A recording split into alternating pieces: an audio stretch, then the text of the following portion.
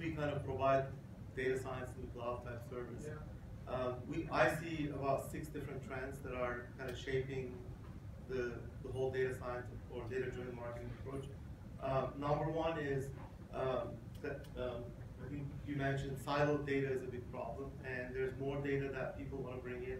And how do you resolve the identity, resolve that customer across these different channels, and how do you make sure that that siloed data problem is solved is something that is always a trend. How do you bring it easily? How do you cleanse customer data? How do you, know that this customer has done a chat here and a call here and walked into a store there and stuff like that. So that is a big trend that's happening.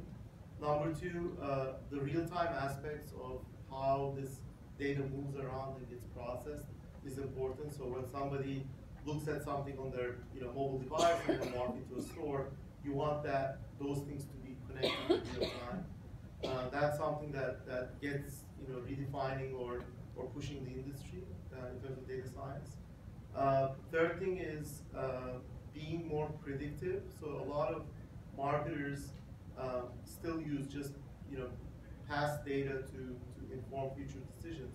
But there are techniques, there are technologies out there that now can tell us, I have a high value customer, but they're about to leave them. So what do I do? What preventative touch do I do before they leave me?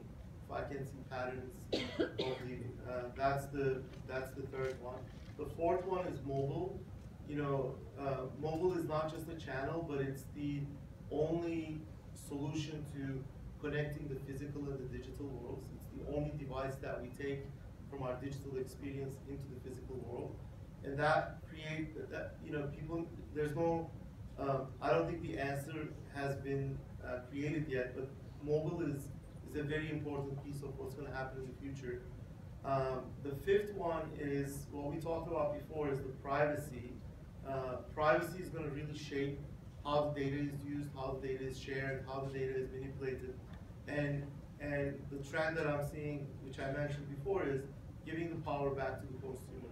We need to give a delete button to the consumer so that they control the experience. If you do that, then you can control, if you're transparent that you're collecting all this data, you can erase it, you can put a preference in there, don't track and don't do this. I think everybody will participate in this data collection.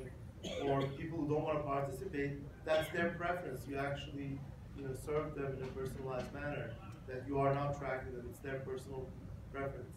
And then the sixth thing is organizationally. So if you look at the evolution of personalized marketing, 50, 60 years ago, we had the corner shop, people knew our name, we got handwritten notes, they knew what type of vegetables I liked, the cuts of meat I liked, and so forth. And then we went from that to, okay, that wasn't economical to scale, so we went to a supermarket model where everything was packaged, everything was ready to wear, everything, it's on the shelf, we'll get it yourself, kind of a thing. And I think we are coming back full circle. Digital allows us to personalize that experience, and the data allows us to that personalized experience. So people are now saying, okay, I'm going to go shift back away from being channel or product focused to become the customer focused, because the product and the channel is the preference of the customer. They are not the way the company creates value, because the value is in the consumer, and it's all about the individual value of the consumer. How do I keep that relationship longer? How do I grow my relationship with that customer from a financial perspective, and how do I serve them better? So better kind of engagement leads to better retention leads to better profits for the business.